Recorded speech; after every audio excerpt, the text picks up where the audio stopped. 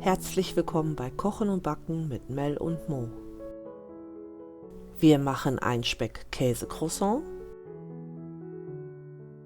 Der Zeitaufwand beträgt etwa 40 Minuten und die Nährwerte beziehen sich auf ein Croissant. Zuerst im Backofen auf 200 Grad vorheizen und 80 Gramm Speck in Würfel geschnitten anbraten.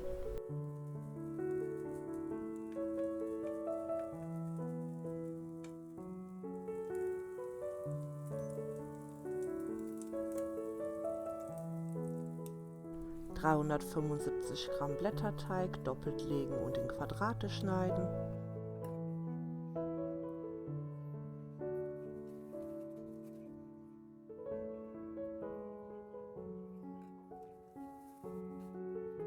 Die Quadrate zu Dreiecke falten und ausrollen.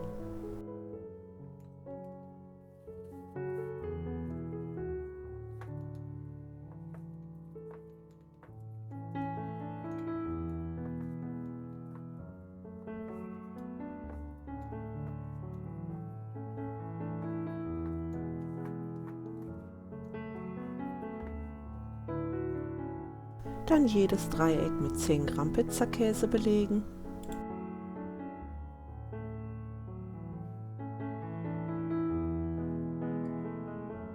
Und den Speck darüber verteilen.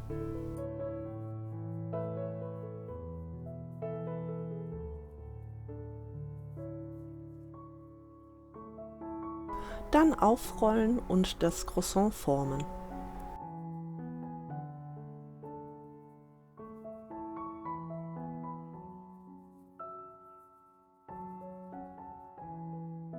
Ein Ei verquirlen und die Croissants damit bestreichen.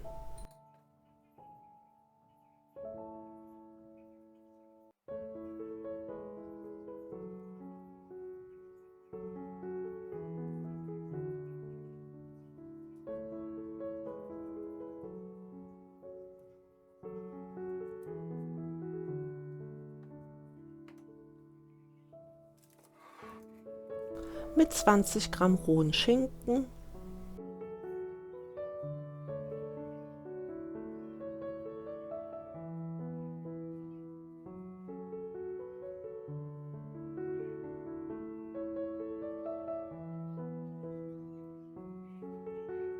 und 10 Gramm Pizzakäse dekorieren.